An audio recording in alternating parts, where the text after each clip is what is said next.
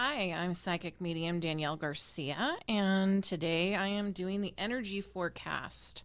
Today is June 15th. We're a few days shy of Mercury in retrograde, which for empaths, that tends to mean, batten down the hatches and crawl into your cocoon and cave. It doesn't always have to be that way, though, right? I do find it very interesting that during the pre shadow phase of Mercury retrograde, lots and lots of energies have been kicking up in the world around us, right? Between COVID and protests and riots and fear and anxiety and overwhelm and imbalance and so on and so on and so on. It's a lot to deal with. So, this Mercury retrograde, which starts on the 17th or 18th, depending on where you live in the world, and ends on July 12th, I think that will be my focus for energies coming in this week. We've got four other planets in retrograde that are doing their thing. The Schumann resonance has been spiking on and off, as it has been over the last 3 months. Again, interesting parallel while that's going on. COVID and lockdowns and all this other stuff's going on in the world, right? I am a firm believer that the universe responds to what we're going through, and we're triggered by the universe, by the earth, as well as the earth and the universe are triggered by us. Energy, as they say, is energy. So, what we do, what we say, what we think, what we feel affects everything around us, right? And I think that that's important. It's an important concept to focus on this week. So, what are you plugging into? What are you feeling? Where is the overwhelm coming from? Where is the anxiety coming from? If you look at this as a very simplistic process of pluses and minuses, of good vibes and bad vibes, it's like something that one of my teachers taught me about self-talk, right? We all get into that critical self-talk of putting ourselves down from time to time. And the way that you wash that away, or the way that you start a new pattern, is you think the opposite thought. So if I wake up in the morning and I just continue to repeat to myself, I am tired, I am tired, I am so tired, I am so tired, guess what? I'm going to be tired. But if I stop and if I catch myself in those moments of that tiredness and I say, I am grateful to be alive. I am grateful for this breath. I am grateful for that bed I just slept in. I am grateful for the 2 hours of sleep I just got. If I can do that, I can shift my perspective, I can shift my outlook, and I can shift my vibe. And by doing so, I can think more clearly. I can think of things and evaluate things at a higher vibrational space. Now, yes, that's incredibly simplistic, and I do that on purpose because simplicity to me is powerful. And the things that I rely on in my work, both personally and professionally, I take those simplistic but powerful practices out into the things that are not just a bad night's sleep. And guess what? They still work. Does it mean that when you shift your vibe and that you look at things from a higher perspective, that the world around you changes? Yeah, it does. It's not going to change overnight. It's not going to change 60 million people's perspectives and points of view. But you could shift one. You could shift two. You could shift 20. You could shift 100. Who knows? You'll never know your power and strength and light unless you try, right? And in the grand scheme of things, you're changing your own vibe, which is going to make you feel better. It's going to make you feel more relaxed and be able to look at a certain situation and certain things that have been triggering at you differently. And let's talk about triggers. I took 2 days off of social media, which for me is like, I honestly thought, I'm not going to have a problem with this. But every hour I was reaching for my phone. Oh, I wonder what's going on here. Oh, I wonder what's going on there. Oh, I wonder about this person and that person and so on and so forth.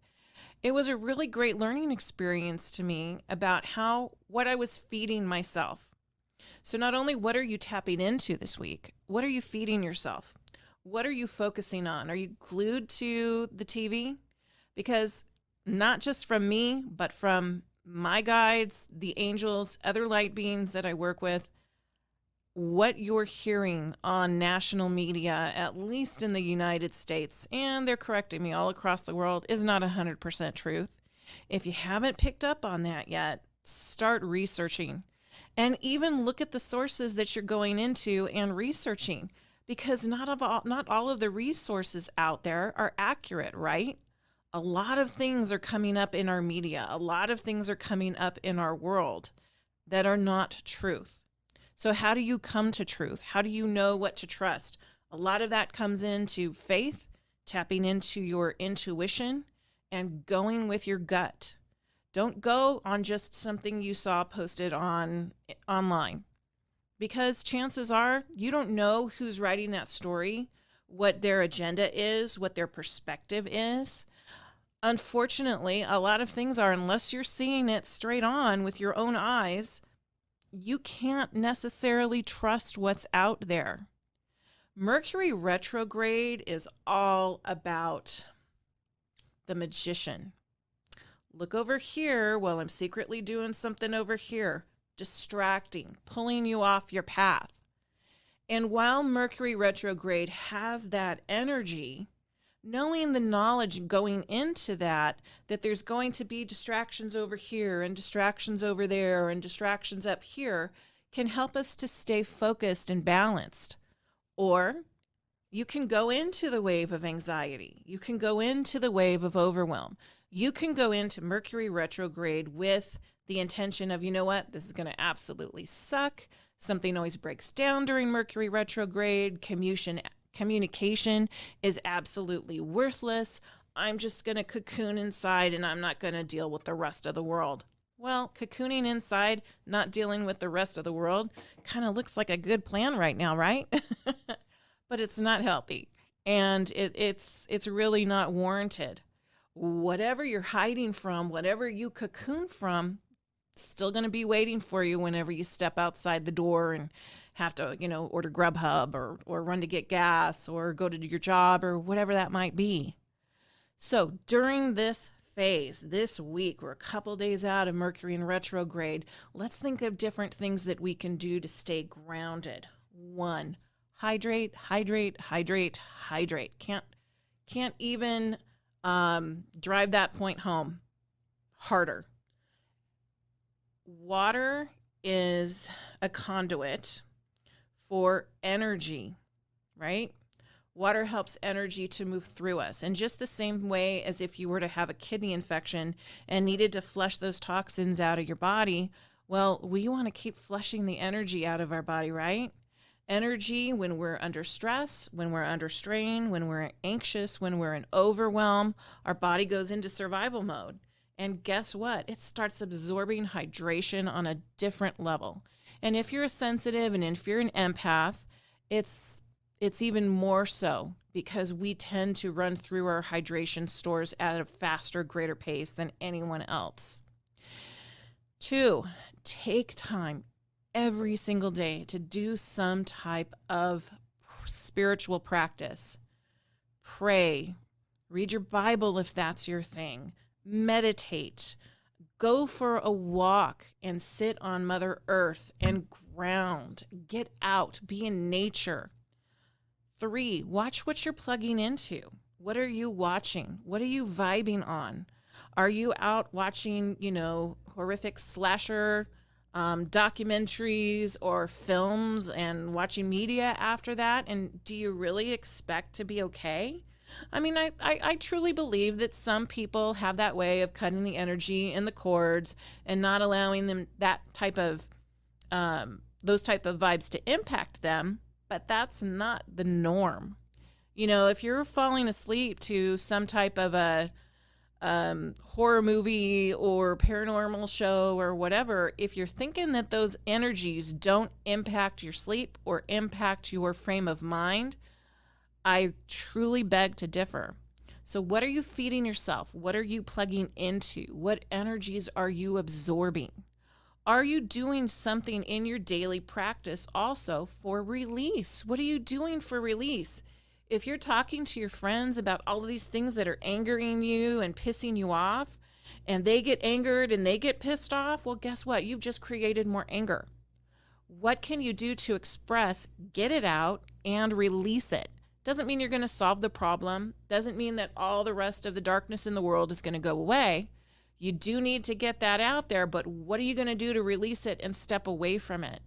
Think of cutting cords with fear this week, especially as the energies of Mercury Retrograde come in. So I've been drawn to draw a few cards from the Lightworker Oracle by Alana Fairchild. If you haven't checked out any of her decks before, they are absolutely wonderful. I think I own most of them. I am an avid Oracle card collector by all means necessary.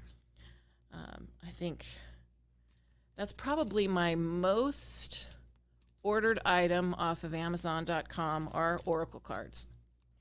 All right, so let's see what comes through. First card, Sixth Ray of Devotion. What a beautiful depiction here, right? So we're looking at this card. We see the man, arms outstretched in receiver mode, and we see his hand over his heart. This is a time to connect with your truth as you see it.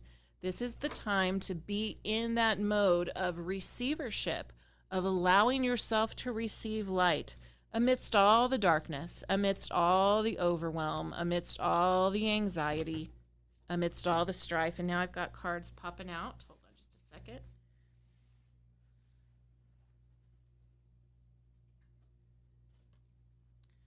The next card, Eternal Now. Another wonderful card, okay? I'm always looking for repetitive signs and symbols when I pull cards. So here we have another masculine depiction, hand over heart, other hand is outraised, right? Connection, your heart truth, connecting to Creator, having faith, having faith, having faith. They're literally chanting it to me in my head. The eternal now is allowing yourself to be in this moment of now. What is fear? Fear is a projection of what's coming, of what's going to be in the future. Most of the time, that's what fear is about. So when you focus on the now, allow yourself to find gratitude within the now. Allow that to be your driving force. The next card I pull is 1111, Messages in the Numbers. How many of us see repetitive numbers every day? Those are always, always, always messages from our guides and angels about things to watch out for, things to look for, things to be reminded of. As we see this picture here again, another masculine energy, arms outraised, connected fully and completely with Source. So look for the messages this week. Look for things that will benefit you on a higher, greater degree and level. Last card. Divine Grace, the law of efficiency. How interesting is this? Okay, so now we have a female. Arms outraised, hands clasped, looking forward, looking up, having faith. So, again, always looking for repetitive symbols. There are, it doesn't say on the box here how many cards are in this deck. 44. So out of 44 cards, I chose 4, and they all have arms outstretched in receiver mode. Coincidence? I don't necessarily believe in coincidences. So Divine Grace, the law of efficiency. If you raise your vibe, that impacts other people. It's better for you. You think of things more efficiently. You can see things clearer. And as you attain that clarity and that focus and that shift of perception and those higher vibes, it's not only just good for you, it's good for all of us. Keep those thoughts in mind and have a beautiful, blessed week.